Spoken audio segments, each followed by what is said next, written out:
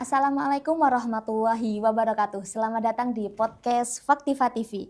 Senang sekali saya Muna Suha dapat menemani pemirsa semua di episode kali ini. Di episode kali ini kita akan membahas arah baru pendidikan teknik di era digital. Digitalisasi saat ini telah mengubah wajah dunia industri dan teknologi dengan sangat cepat. Mahasiswa dituntut tidak hanya menguasai ilmu dasar, tetapi juga mampu beradaptasi, berinovasi, dan berpikir kritis di tengah perkembangan teknologi yang terus bergerak maju. Pada kesempatan yang luar biasa kali ini, kita akan mengobrol dengan Bapak Dekan Fakultas Teknik Unisula, Bapak Dr. Abdul Rahim ST.MT. Bagaimana Bapak kabarnya hari ini? Alhamdulillah baik Mbak. Alhamdulillah, Bapak datang ke sini dengan keadaan sehat walafiat. Ya? Alhamdulillah. Alhamdulillah. Berbicara tentang Fakultas Teknik Unisula kali ini, apa sih Bapak visi Fakultas Teknik Unisula ketika menjawab tantangan pendidikan tinggi di era digital saat ini? Oke, terima kasih Mbak. Kalau pertanyaan ini berarti kalau saya breakdown itu ada dua ya. Satu visi, kemudian yang kedua tantangan pendidikan tinggi di era digital. Oke, yang pertama saya menjelaskan dulu tentang visi. Ya. Jadi kalau Fakultas Teknik itu salah satu fakultas yang ada di Unisula. Ya. Dan fakultas berada di bawah Unisula, kemudian Unisula di bawah Yayasan Badan Wakaf Sultan Agung. Ya, jadi visi yang ada di Fakultas Teknik itu tentu harus inline dengan visinya Unisula.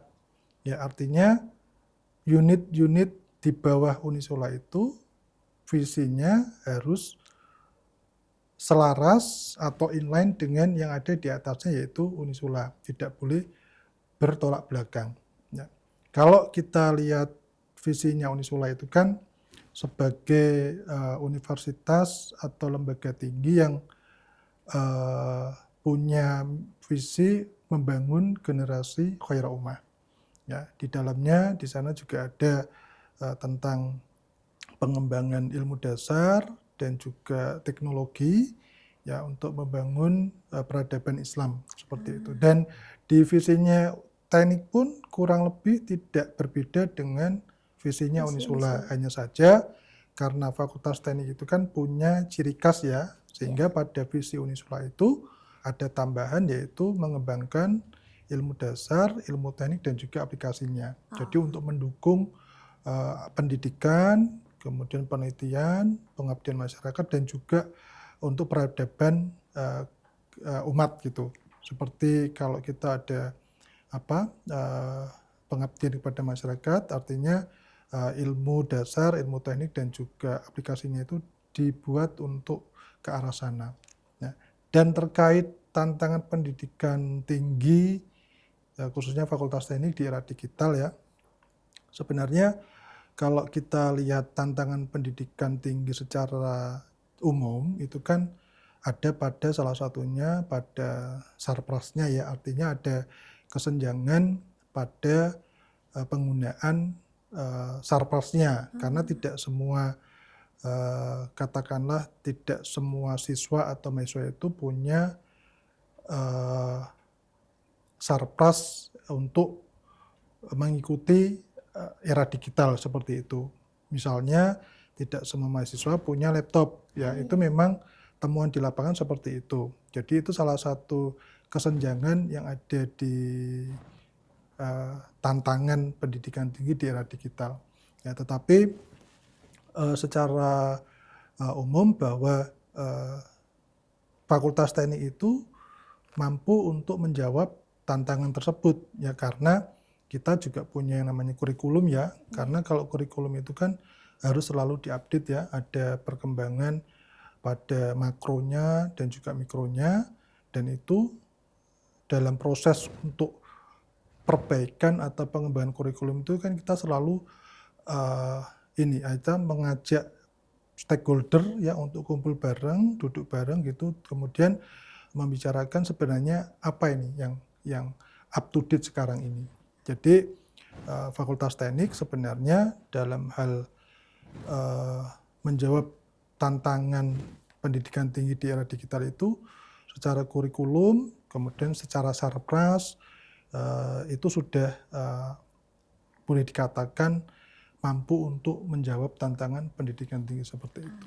Ya, mungkin agak berbeda ya kalau kita lebih luas lagi antara siswa yang di bawah universitas, maksudnya yang di pendidikan tinggi berbeda dengan yang di pendidikan SMA dan sebagainya. Itu kalau saya berkeyakinan untuk yang pendidikan tinggi itu masalah kesenjangan misalkan laptop, kemudian untuk HP dan sebagainya itu saya kira tidak terlalu banyak seperti yang dialami oleh teman-teman yang di SMA, SMP, karena itu sangat kesenjangannya benar-benar bisa sangat besar ya antara yang hidup di kota dan yang di desa. Jadi untuk level mahasiswa saya kira kesenjangan itu sangat minim seperti itu.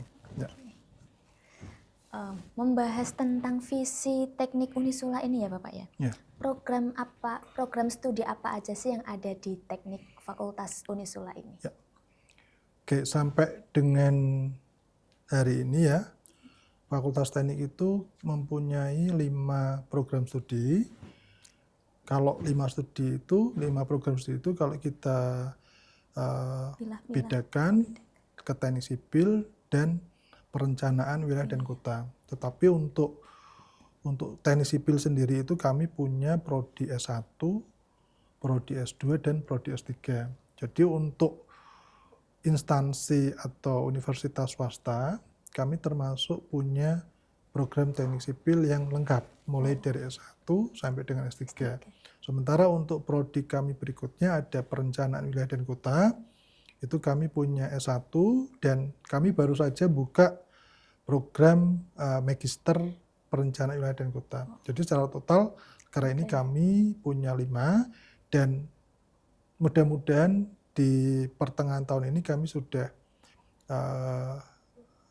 menjalankan juga untuk prodi profesi insinyur. Saat ini kami sedang menunggu visitasi lapangan. Ya, jadi kalau visitasi lapangannya kami lancar, insya Allah untuk Maret atau April kami sudah memulai untuk pembelajaran untuk program profesi insinyur. Begitu. Masya Allah. Oke. Dari kelima program studi tersebut ya Bapak ya, program studi manakah yang paling banyak diminati oleh mahasiswa saat ini Bapak? Teknik sipil. Teknik sipil. Ya, secara general di Indonesia itu juga teknik sipil yang terbanyak juga dibandingkan perencanaan wilayah dan kota. Ya. Saya kira karena teknik sipil bisa jadi itu prodi yang umurnya sudah sangat tua ya, sehingga ya hampir di setiap perguruan tinggi itu pasti ada. Iya. Ya. Oke. Apa sih Bapak relevansinya teknik sipil ini kepada mahasiswa? Maksudnya kayak gimana ya? Relevansinya, kenapa alasannya kira-kira? Gitu. Kenapa kok program studi itu paling diminati? Oke, ya. Oke.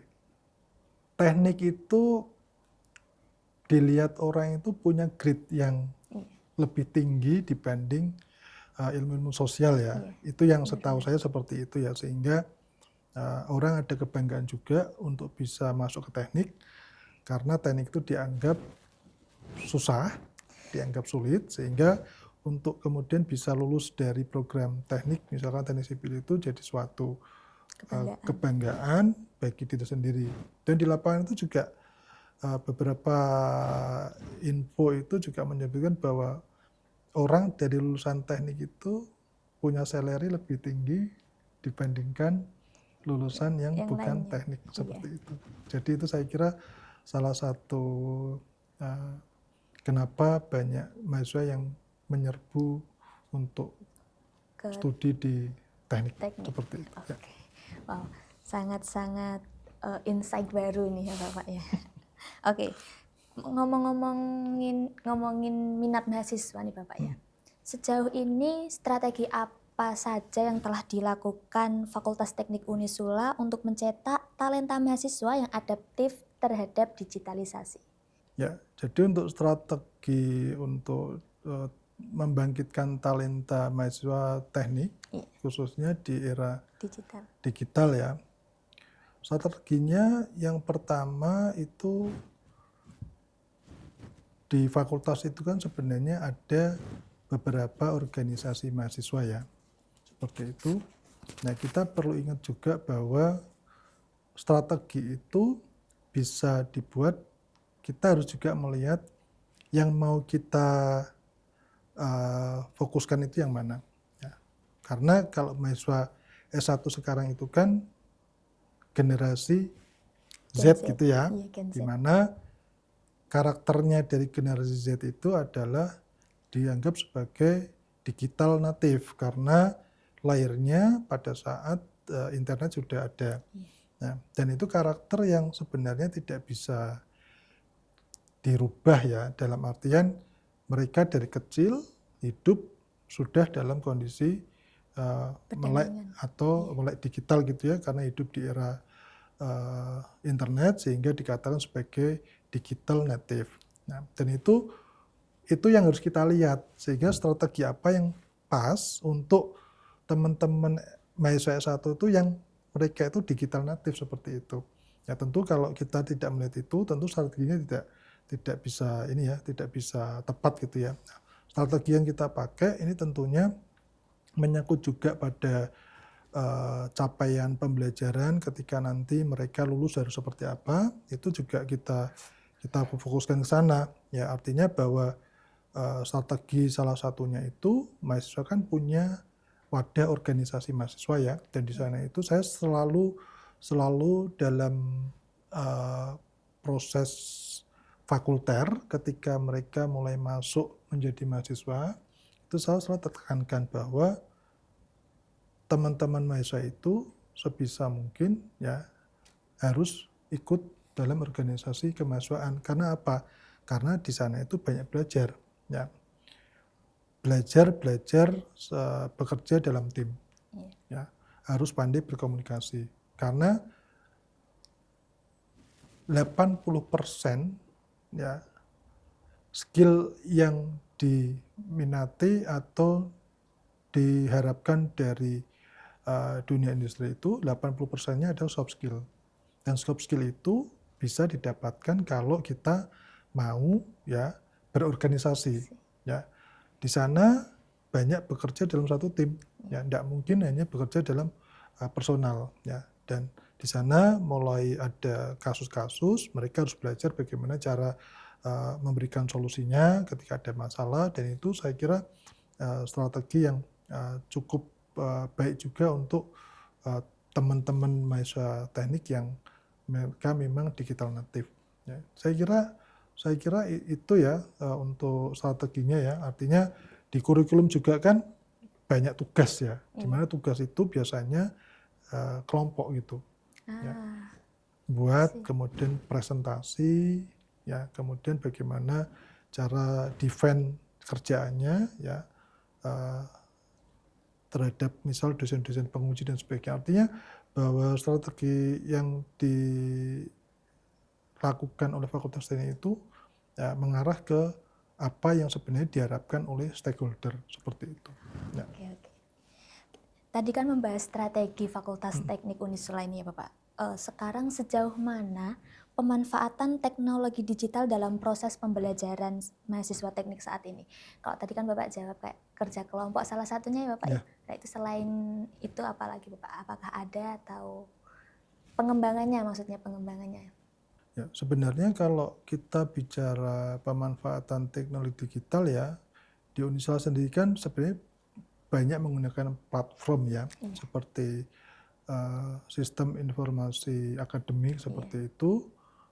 Kemudian di luar itu ya pada masa COVID itu kan juga mau tidak mau kita banyak menggunakan teknologi digital seperti Zoom meeting dan sebagainya ya.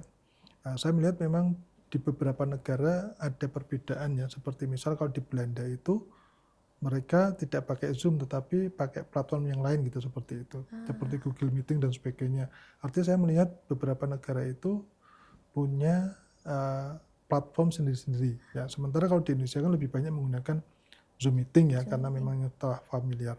Ya, saya kira sampai ke sini pun ya kita masih tetap menggunakan platform Zoom meeting ya, walaupun dalam perkuliahan itu memang lebih disukai, bagi kami itu lebih suka kalau secara Secara langsung.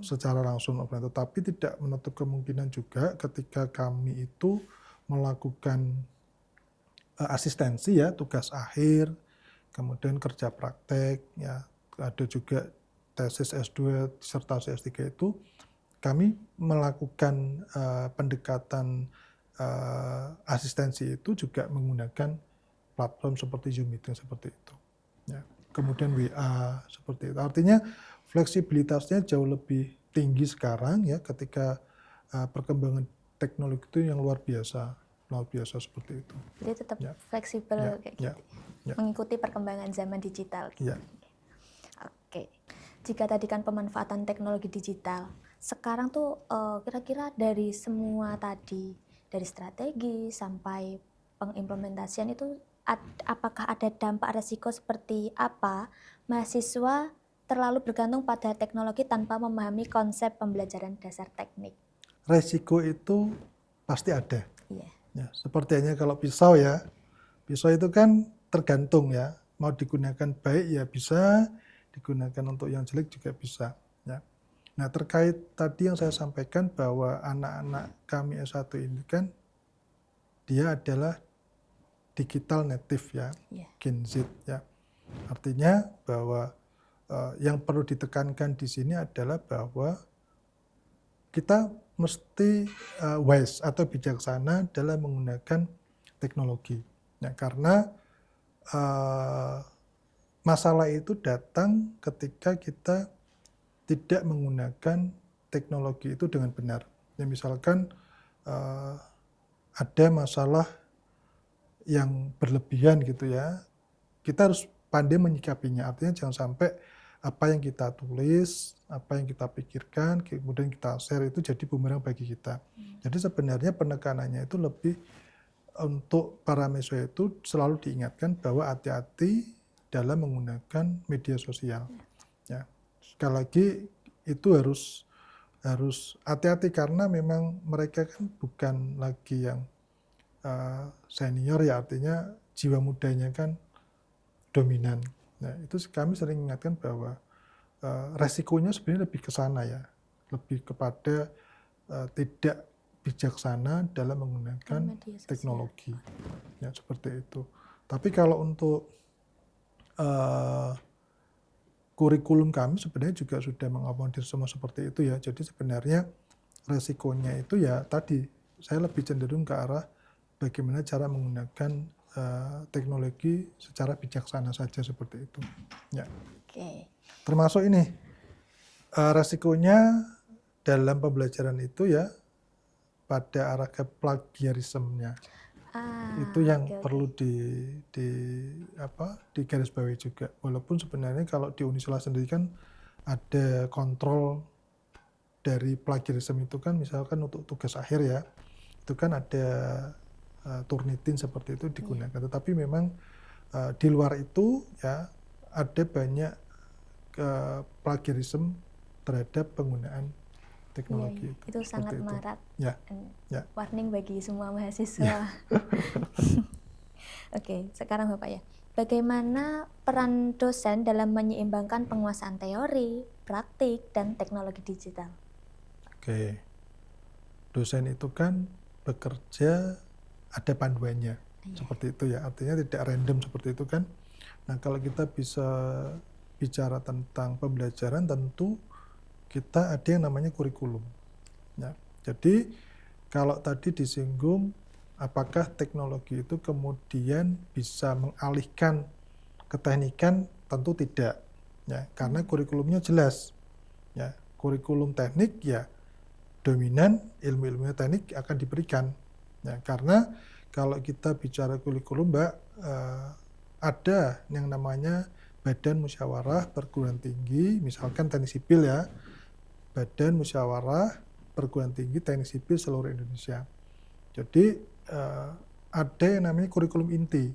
Kurikulum inti itu artinya di seluruh Indonesia itu teknik sipil juga sama. Tetapi kemudian ada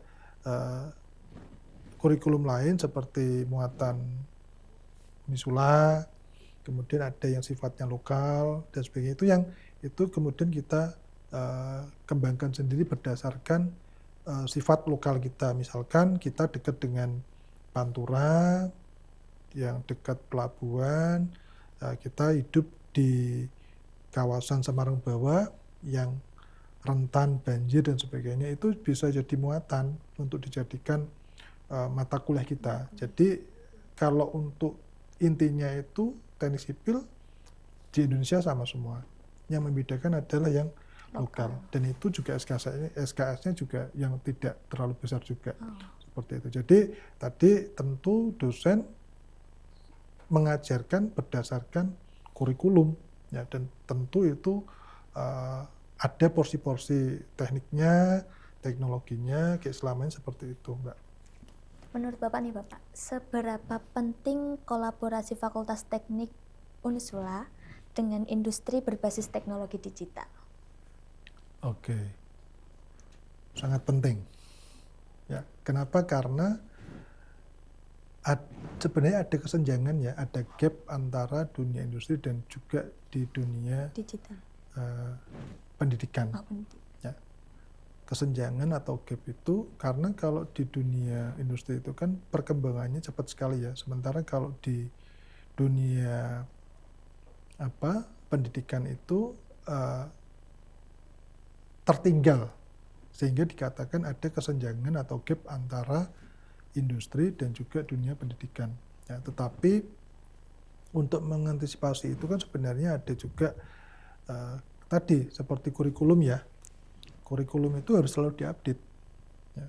Dan stakeholder itu selalu dipanggil, ya, untuk bisa memberikan saran dan masukan apa ini yang tertinggal pada kurikulum kami, seperti itu. Jadi ada mekanisme untuk bisa mengurangi kesenjangan tadi. Ya, dengan cara tadi kita duduk bareng, kita undang para stakeholder, ya, praktisi dan sebagainya, itu kita berdiskusi, meminta masukan kepada mereka terkait apa ini kurikulum kami yang kurang, ya, apa yang perlu kami tambahkan di kurikulum kami supaya bisa memiliki kapasitas yang sesuai atau dikehendaki oleh para stakeholder, seperti itu, Mbak. Oke. Mungkin bisa diberitahu ke pemirsa semua tips singkat sukses kuliah di Fakultas Teknik, Bapak. Oke, ya, bagi teman-teman mahasiswa S1 khususnya, ya, dan juga para calon mahasiswa, ya, berharap banyak yang mendaftar di Fakultas Teknik Unisula, apakah itu di prodi Teknik Sipil atau di prodi Perencanaan Wilayah dan Kota, ya. Yang pertama bahwa harus fokus, ya. Fokus, ya, kita mau kuliah itu tujuannya apa, ya.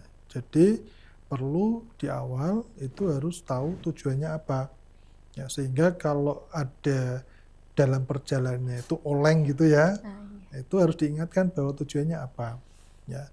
Boleh berorganisasi itu sangat penting, tetapi jangan lupa bahwa kuliah itu harus bisa on time, ya, jangan terlalu lama, ya, jangan terlalu banyak organisasi tetapi kemudian justru esensinya untuk bisa kuliah on time itu justru terbengkalai. Jadi harus ada ini keseimbangan, ya, ya, kuliah IPK-nya bagus tetapi juga aktif di organisasi mahasiswa. Artinya meyakini bahwa keduanya itu sangat penting.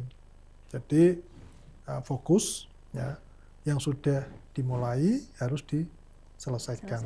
Seperti itu, ya.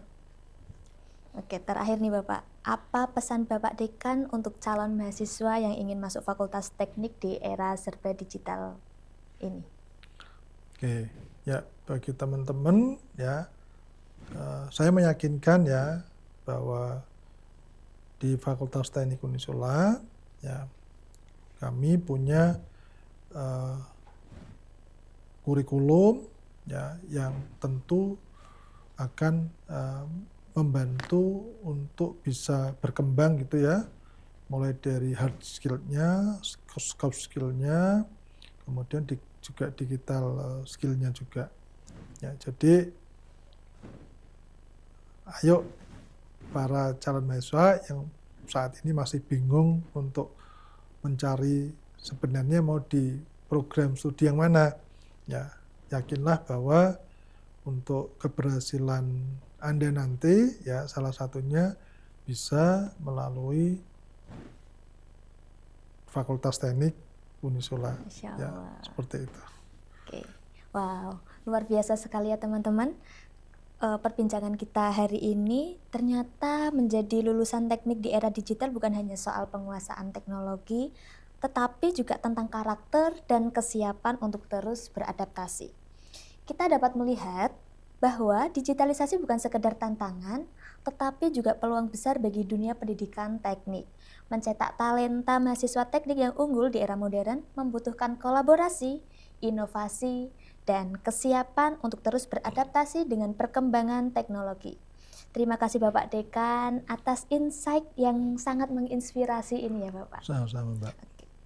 Serta kepada sobat teknik semua yang telah menyimak podcast ini. Semoga diskusi hari ini memberikan manfaat dan menjadi bekal untuk melangkah lebih siap untuk menghadapi masa depan. Sampai jumpa di episode selanjutnya. See you.